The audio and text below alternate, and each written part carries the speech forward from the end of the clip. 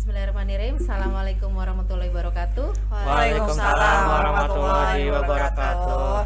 Selamat sore para pendengar setia Talenta Center. Pada hari ini kembali Talenta bertemu dengan psikiater anak dan para psikolog yang keren-keren ini. Nah, saya Dr. Suzy Yusna Dewi, konsultan anak dan remaja dari Klinik Talenta Center. Nah, sore ini kita akan membahas atau ngobrol bareng tentang yang lagi happening saat ini, yaitu toxic relationship. Nah, pada hari ini seperti biasa psikiater ketemu dengan para psikolog. Nah, silakan memperkenalkan diri. Oke, selamat sore. Seperti kata Dr. Susi, para pendengar Talenta. Ya, ini yang kedua kali ya kita ketemu ya kayaknya.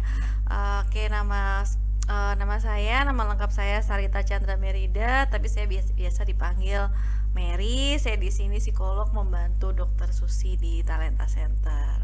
Oke, silahkan, ini partner saya yang paling keren. Ya, halo semuanya, kita ketemu lagi ya. Para subscriber kali ya gitu. Oh iya, subscriber benar-benar. Di akunnya YouTube channelnya Talenta.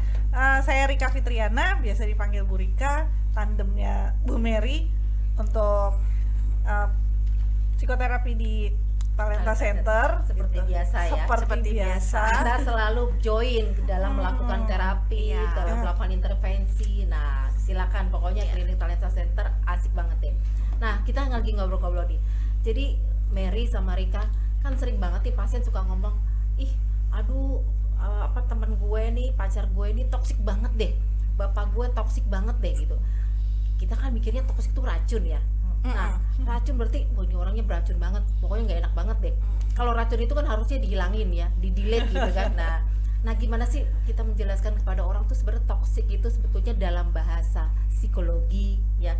Toksik itu apa? Toxic relationship itu apa sih? Mau kamu dulu atau aku dulu? Monggo Bu Mary, silakan. Soalnya dia lebih senior daripada aku. Jadi gak ada senioran. Kan nggak enak terkualat. Oke, kalau toxic sendiri memang definisinya racun ya. Berarti kan racun itu kan sesuatu yang membuat tidak nyaman, nggak enak lah. Siapa yang mau racun gitu kan? Nah, racun ini ya diterima oleh si penerima yang pasiennya. Dokter ada yang bilang ayah saya toksik, teman saya toksik, saudara saya toksik, ya mungkin yang diterima dia itu adalah relasi atau hubungan yang tidak nyaman. Nah, yang harus kita cari tahu yang tidak nyamannya ini kayak gimana, perlakuan yang diterima dia itu seperti apa. Kan toksik itu macam-macam juga ya Dok. Ada toxic parents ya, kalau dengan ayah berarti ya orang tua yang membuat anaknya tidak nyaman. Kan harusnya orang tua itu kan memberi kenyamanan anak. Ini mungkin buat anaknya tidak nyaman itu ya bentuk-bentuknya banyak. Misalnya dia melakukan kekerasan, ya, memukul, kekerasan verbal, mengumpat, marah-marah kasar, terus lalu mungkin dia mengintimidasi. Nah, itu kan juga toksik juga. Itu kan membuat tidak nyaman. Atau dia melakukan sexual abuse ke anaknya, itu kan juga bentuk toxic relationship, toxic parents. Sampai seks ya Sampai sebetulnya seks, ya. Jadi ya. banyak hal sebenarnya. Family, ada yang gitu, pasangan, toxic romantic relationship, Ya, asik, romantic namanya relationship, romantic tapi ya. toxic. Nah, oke. Jadi yang Banyak. mengatasnamakan cinta kayak gitu. Jadi Ya. kalau ada toxic friends Ya, kalau tulis lagi relasi atas namakan cinta pasangan tuh, kalau orang Sunda bilang awet rajep ya. Awet Awet rajep. rajep Awet gitu rajep. ya, awet rajep. Awet rajep. Ya. Jadi berantem terus tapi kok tetap bersamaan Nggak gitu. putus-putus gitu ya. Putus. Awet tapi kok Awet berantem rajep. mulu, Ya, gitu. Ya kayak gitu ya. Iya, kalau kayak pasangan. gitu. Oke, kalau sama pasangan seperti itu sih. Jadi mungkin ya bentuknya toksik tuh macam-macam. Di tempat Nah. kerja pun juga toksik ya, nggak ada. Tapi yang anehnya kalau dibilang toksik harusnya kan kalau kita menjauhi dari toksik kan, racun kan. Tapi kenapa terus-terusan itu toksik terus ada di situ gitu kan. Dideketin ya. Nah, terus dia deket aja terus gitu. Ya. Oke. Harusnya lari aja gitu. Nah, ini terus aja gitu. Dalam kehidupan dia terus Terus berulang, kayak dalam kayak lingkaran, siklus. dalam lingkaran yang terus menerus gitu. Iya, memang menariknya tuh begitu. Katanya tersiksa, tapi kok tetap bertahan. Ya. Nah, itu ternyata Dok, dari beberapa literatur itu, mereka yang menjalani namanya toxic relationship itu, mereka yang punya kepribadiannya dependent. Ya. Jadi mereka itu biasa bergantung, entah itu dengan pasangan ataupun dengan rekan kerja kalau di tempat kerja gitu ya, ataupun misalnya di dalam hubungan persaudaraan gitu. Jadi biasanya ini terjadi karena ada pengalaman negatif di masa lalu gitu. Terus akhirnya kayak contoh gini, kalau sama saudara itu meminjam barang ya, itu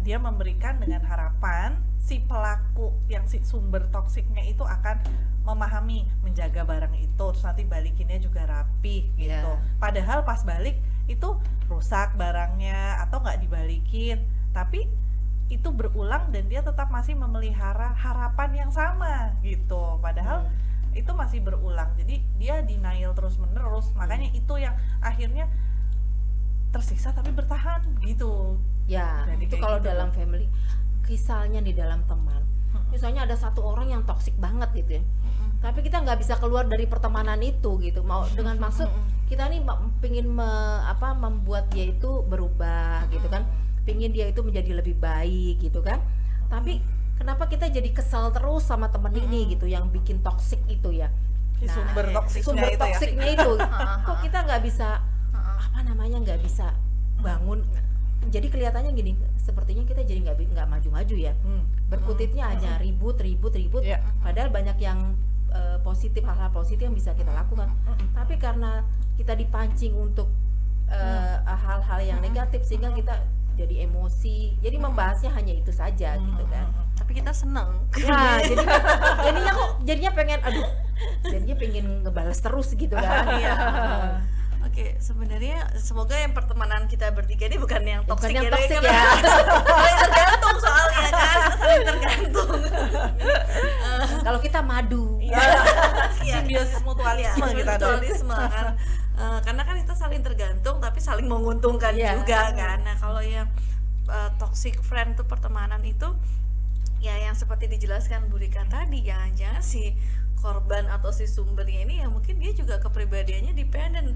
Aku nggak punya temen lagi selain dia, jadi ya udahlah, udah dipalakin, udah diporotin, udah disuruh-suruh ya aku tetap mau. Biasanya anak-anak yang korban bullying disuruh ini mau, disuruh ini mau, tapi sebenarnya dia tersiksa. Tapi ya siapa yang mau temenan sama aku dengan kekuranganku kayak gini, dengan aku gendut, aku nggak pintar. Biasanya kan anak-anak yang seperti itu kan juga merasa dia lebih banyak kekurangannya dibandingkan kelebihannya, padahal sebenarnya kalau lihat itu dia mungkin punya potensi, tapi karena dia lebih didominasi si pelakunya ini, jadi dia merasa ya cuman dia yang mau temenan sama aku, jadi ya nggak masalah lah aku dia diporotin kayak gitu. Nah, itu berarti kan kalau kita perhatikan berarti itu memang dependen banget ya, dia tidak bisa keluar dari toksiknya itu karena memang ada sesuatu yang dia harapkan, ada sesuatu yang dia tidak bergantung. Nah, sekarang kalau misalnya yang toksik itu satu orang ya kan, terus kemudian yang di non toksikkan yang berimbas itu banyak orang, harusnya bagaimana sih kita gitu kan, apa meninggalkan gitu kan, gimana, apa kalau misalnya misalnya dalam satu keluarga yang toksik itu, yang dibilang toksik itu adalah orang yang memang memberikan sumbangan banyak dalam kontribusi kehidupan, besar kontribusi gitu besar di dalam ya, keluarga. misalnya orang tua gitu. Nah, itu kan mau nggak mau kita harus berhadapan dengan orang tua yang seperti itu, ya kan. Nah, sekarang bagaimana sikap kita untuk menghilangkan toksik dalam persepsi kita menjadi toksik yang positif gitu. Ya, Gitu. kalau gini, kalau misalnya biasanya si sumber toksiknya itu kan nggak merasa ya kalau dia itu apa namanya merugikan banyak orang, karena biasanya pola pikirnya orang yang si tanda kutip penyebar toksiknya itu biasanya berpusat sama dirinya aja. Ya, Dia nggak peduli dengan orang lain, yang merana nih kan orang-orang di sekitarnya. Nah, salah satu langkah untuk kita bisa memutus siklus toksik itu sebetulnya diawali dengan adanya awareness. Ketika si katakanlah si korban ini apa namanya, dia mulai aware bahwa oh ini nggak sehat, oh ini apa namanya, oh ini tuh merusak ya gitu.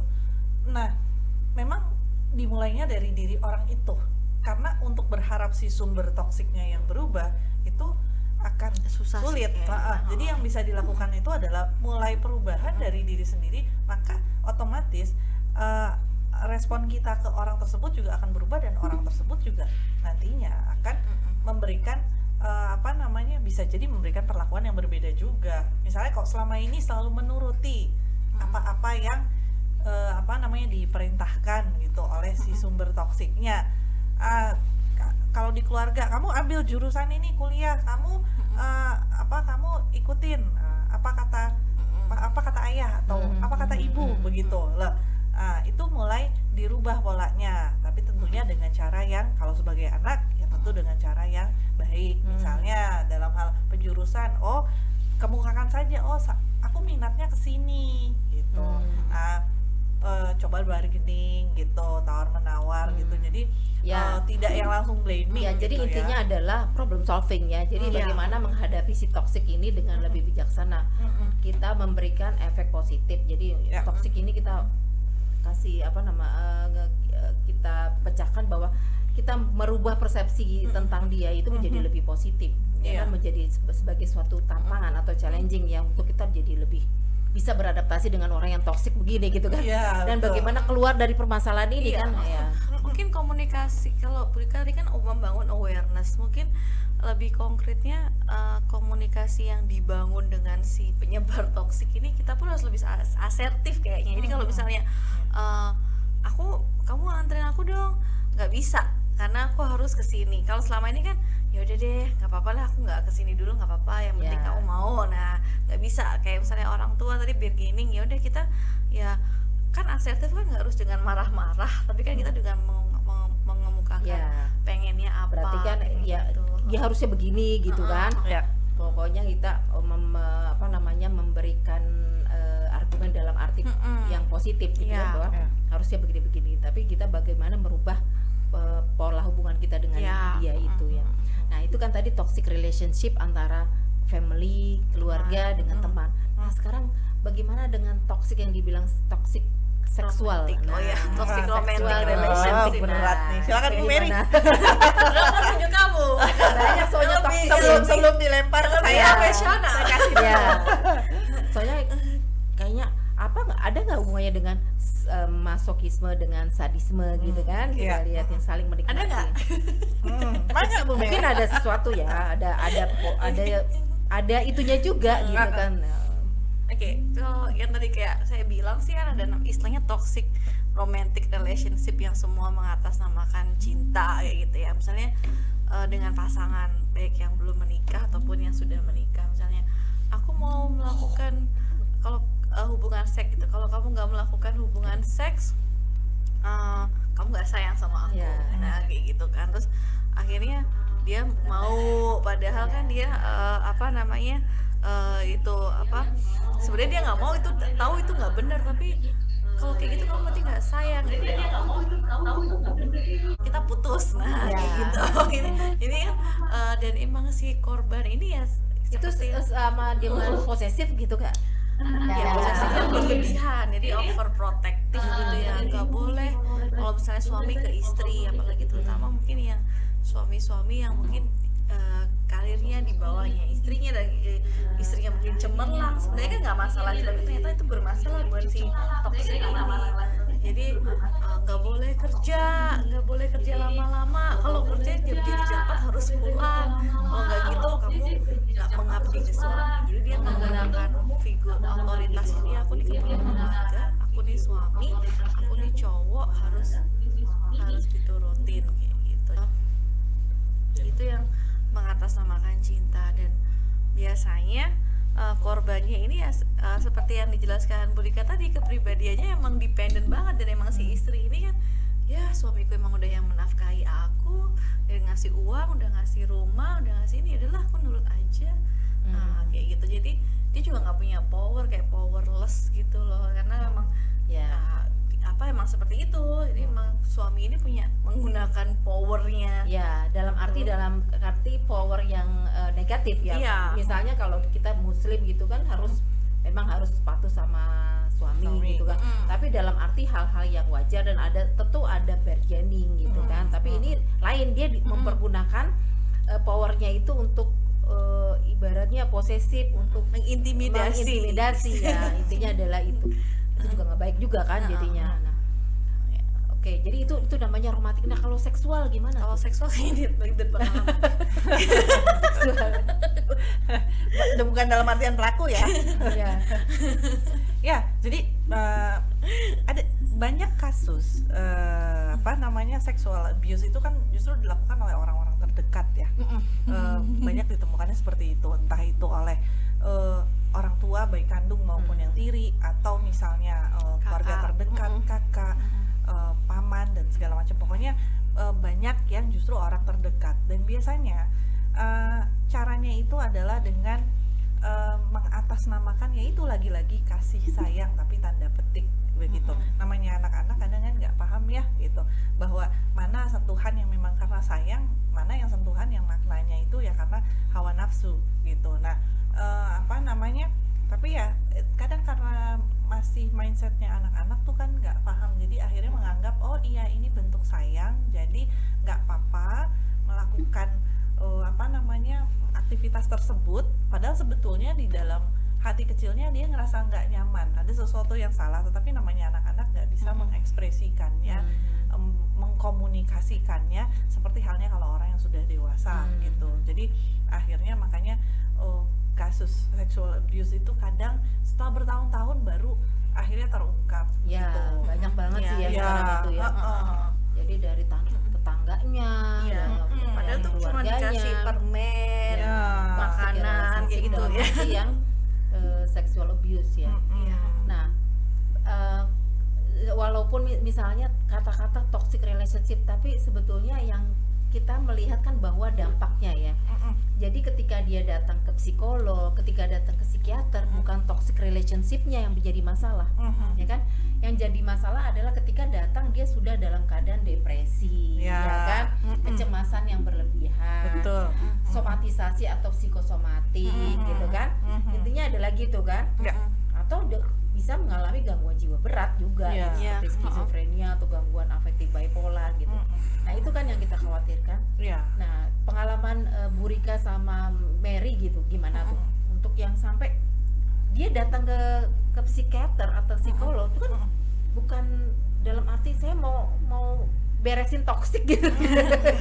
Dia datangnya dengan lain gitu kan. Nah, Apa ya, salah satu contoh yang pasien aku jadi inget yang jadi dia itu padahal sebenarnya putus cinta itu kan untuk orang lain itu ada hal biasa, tapi buat dia ini hal yang berat banget sampai depresi. Dia memang punya latar belakang dokter, jadi dia tahu itu namanya depresi karena dia memahami kok aku jadi kurus banget, aku bisa 1 bulan nggak makan, 1 bulan nggak tidur, kayaknya ada yang salah. Nah dia tuh bisa paham karena dia dokter, jadi dia sampai bikin resep sendiri. Masih inget ya dok ya pasien itu ya, bikin resep sendiri terus minum obat. Nah itu sebenarnya permasalahannya dia tuh sangat dependent dengan pacarnya yang sudah 7 tahun atau 8 tahun gitulah ya.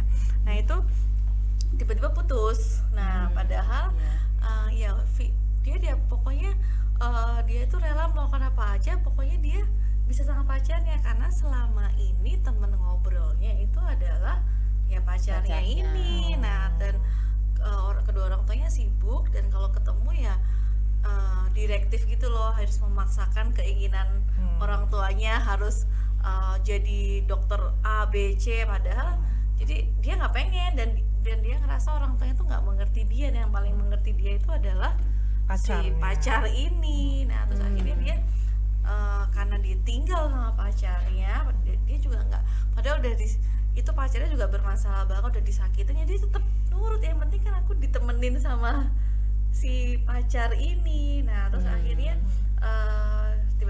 tiba-tiba dia putus, ya udah dia kayak kehilangan figur yang bisa jadi pegangan. Terus di rumah sumber masalahnya dia kan ya di rumah ini, jadinya akhirnya dia jadi depresi. Dan orang tua, komunikasi yang dibangun pun ya dengan orang tua tuh jarang. Lebih sering yang orang tua lebih sering ke direktif sama dia, harusnya gini kak, harusnya gini kak. Nah padahal dia mungkin nggak pengen yang harusnya itu, dan dia juga tipikal anak yang diem, jadi nggak bisa mengkomunikasikan keinginannya gitu. Jadi akhirnya depresi dia jadinya. Itu kasus yang Ya berarti saya yang tangani sih. dipecahkan.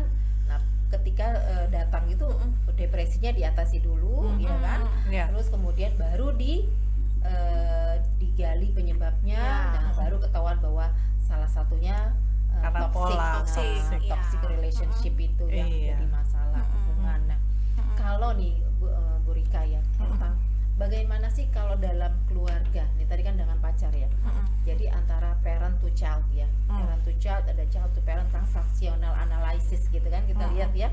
Nah gimana nih hubungan yang toksik ini antara orang tua dengan anak nih? Ya, kalau dari pengalaman saya ya Dok, kasus yang pernah saya tangani di Talenta waktu itu. Jadi dia sangat mengagungkan figur ayahnya, begitu ya. Jadi ayahnya ini adalah sosok yang banyak membantu sesama sekelilingnya, begitu. Terus mereka dari keluarga terpandang, begitu. Tapi ke anak-anaknya justru sikapnya tuh sebaliknya, dingin, gitu. Enggak jauh sekali dari kata penyayang, begitu ya. Jadi akhirnya si anak ini terus berusaha untuk memperoleh kasih sayang ayahnya, sampai pada satu titik dia lelah gitu, dan akhirnya menjadi depres gitu, karena apapun yang dia lakukan itu kayak nggak bisa mendapatkan perhatian dari ayahnya, begitu. Dan ya sementara dia sudah melakukan apa yang ayahnya perintahkan gitu. Jadi Tadinya dia idola, ayahnya sebagai idola ya. ya gitu, dia mengagumi gitu ya. Mengagumi gitu. dalam arti ambivalen juga, mengagumi sekaligus membenci Ya, ya. jadi kayak love and hate Iya. relationship gitu. Nah, sampai ketika akhirnya dia dewasa, dia sudah punya suami dan dia punya anak gitu ya. Nah, akhirnya dia sampai pada suatu titik, ya dia udah mulai berhenti menyangkal. Dalam artinya selama ini dia selalu menganggap, oh ya ayah saya kan karena sibuk mencari untuk keluarga, wajar dia jadi kurang dekat sama anak-anaknya gitu. Tapi sisi lain juga dia, tapi ke orang lain kok baik ya, dan segala macam. Sampai akhirnya ketika sudah dewasa, ya sudah dia stop denial gitu. Akhirnya ya dia ketika dia stop denial itu kan dari pikiran-pikiran masa lalu itu, pengalaman-pengalaman yang nggak enak kan jadi banyak muncul, dan itu yang bikin akhirnya dia jadi depres. Nah akhirnya jadi itu yang kita kelola di dalam sesi-sesi terapi. Kemudian akhirnya dia mengembangkan sisi baru bahwa fokus utamanya bukan mengubah ayahnya, karena itu adalah sesuatu yang nggak bisa dia mungkin, kontrol ya. mungkin. Jadi balik lagi sama dirinya, apa yang bisa dia kontrol. Salah satunya itu adalah ya dia mengembangkan resources yang ada di sekitarnya. Dia punya suami yang baik, anak-anak yang penyayang gitu. Jadi dia fokus dengan hal-hal yang positif, sehingga dia bisa melihat ke depan itu menjadi lebih cerah, terlepas Istilahnya dari dia bangun suatu kekuatan ya. Yes. Kekuatan itu datang dari orang yang sekitar yang dia bisa ajak gitu ya kan. betul. Ya, kemudian yang satu orang ini ya dia ibaratnya ya udah kita bantu doa, Ya, sambil ya. kita sabar, Ya. kita berharap pada satu waktu dia akan berubah. Ya. Itu yang untuk meninggalkan. Ketika kita sudah tidak berusaha, tidak bisa lagi untuk mengatasi ya, untuk mengintervensi dia. Ya. Ya, Dan intinya adalah seperti itu. istilahnya merelakan hal-hal yang emang nggak bisa dia kontrol gitu. ya. Kecuali kalau misalnya mau gitu kan, mau dirubah, ada keinginan bersama-sama gitu Iya. ya. Itu ya intinya adalah itu rekonstruksi diri kita, Kognitif ya, sama kognitif juga. rekonstruksi kognitif untuk merubah para pemikiran kita tentang toxic yang relationship ini. Iya. Oke, menarik banget hari ini ya. Oke. Iya. Kalau kasus-kasusnya banyak sebetulnya ya. Banyak banget dong. Jadi Banyak banget. intinya relationship itu ada pada setiap orang sebenarnya, Ya. yang bukan hanya dengan keluarga, bukan hanya dengan pasangan, tapi mungkin dengan teman gitu. Nah sekarang bagaimana kita mengatasi pertemanan yang model toksik itu, ya kan? Kita berusaha untuk menghindari pertemanan yang seperti itu, ya kan? Bagaimana supaya tidak lari gitu kan? Tapi juga tetap di situ, tapi dalam arti yang positif gitu kan? Ya. Oke. Oke. Gimana ya kalau menghindari pertemanan kan kalau kayak misalnya di satu grup WA ada satu orang yang menurut kita penyebar toksik gitu ya kan, kalau dikeluarin nggak mungkin. Iya. Ya kita kayak tadi yang kita lakukan adalah ya kita pendekatan merubah rekonstruksi kognitif aja dari 20 orang yang nyebelin satu, berarti kan cuman tadi masih ada 19 orang yang bisa diajak berteman. Ya udah ya satu orang ini nggak usah digubris lah, ngapain kita udah bikin lebih mengeluarkan energi negatif kita untuk satu orang ini. Jadi ya akhirnya ya udahlah yang satu orang ini ya biarin aja dengan dirinya, kita masih ada 19 orang yang masih bisa kita ajak ngobrol gitu loh. Yang satu orang nih ya berarti kan kalau dari satu orang 19 orang nggak masalah, berarti kan yang bermasalah kan dia. Ya berarti ya udah ini ya kita nggak usah memperhatikan nah, ya. itu Plus sebenarnya. juga gitu. asertif. Asertif, Ketika iya. menghadapi perilakunya yang Ya, mengganggu. sebenarnya misalnya itu satu orang itu emang bisa sih kita begitu, oh ini kira-kira grup ini ada satu orang yang bener-bener toksik banget gitu ya, bikin nyebelin banget ya. Cuman memang ibaratnya harusnya kita berpikir gitu kan, harusnya kita merekonstruksi kognitif gitu kan, bahwa ternyata satu orang ini membuat emosi yang lain gitu kan, menyulut jadi pikiran, pola pikir kita hanya terfokus pada yang itu. Ya itu yang bagaimana itu membangun kekuatan yang lain itu untuk sama-sama untuk berpikir yang lebih positif gitu ya. Jangan terpancing oleh satu orang gitu. jangan menyulut Nanti emosi. kalau ini ya lebih menyebarkan yang positif daripada yang negatif sama orang itu ya, kayak kata Bu Rika tadi ya, kita harus lebih asertif, membangun asertif itu. Jadi coba deh kalau atau kita kan biasanya di grup-grupnya ada rulesnya ya, nggak boleh apa, nah kita kembaliin aja ke rulesnya di grup kayak gitu. Ya memang harus kasih rules ya intinya gitu. Berarti kalau nggak ada rules ya susah juga, kita nggak bisa membangun pertemanan gitu ya. Oke, bagus banget. Intinya adalah rules ya. Jadi harus ada aturan ya. Oke, kira-kira ada tips-tipsnya nggak untuk supaya nih dalam pertemanan ya tidak ada lagi yang toxic. Nah, coba Bu Rika. Ya Dok, ini ada tipsnya tuh gini ya. Kalau misalnya nih kita sebenarnya clue-nya tuh paling gampang itu adalah kita tuh mau ngelihat relationship kita tuh toxic atau enggak, cek deh feeling kita. Gimana sih, happy nggak kita kalau lagi ada di dekat orang ini? Kalau kita nggak happy, itu bisa jadi menjadi salah satu tanda kalau ini toxic relationship. Ya, terus tips-tipsnya gimana? Yang pertama gitu, kita harus berhenti untuk menyangkal. Dalam artian, kalau memang itu ternyata kita nggak happy, kita akuin aja.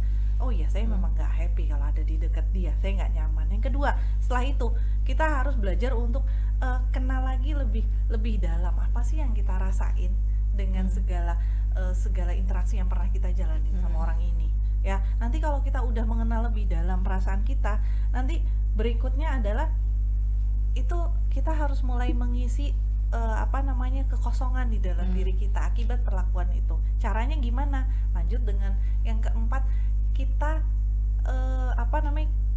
kita harus menciptakan lingkaran yang positif, pertemanan yang positif. Kita kenalin deh orang-orang baik yang ada di sekitar kita dengan apa yang bisa memunculkan perilaku prososial gitu, sehingga itu akan bisa membuat kita melupakan masa lalu dan kita bisa melihat masa depan yang lebih cerah gitu. Artinya apa? Ya kelanjutan mengenai relationship ini, kalau toxic ya sudah kan, kita nggak perlu mempertahankan sesuatu yang negatif di dalam hidup kita gitu, dan pilihannya itu sebetulnya ada di kita, bukan di orang lain gitu Dok. Ya untuk membangun yang positif ya. Nah kalau menurut Mary gimana untuk tip-tip untuk membangun relationship dengan pasangan. Asik. Ada banyak juga ini Iya, ya. iya. Ya intinya saya sih nyambung memperjelas dari yang udah disampaikan Bu Rika tadi.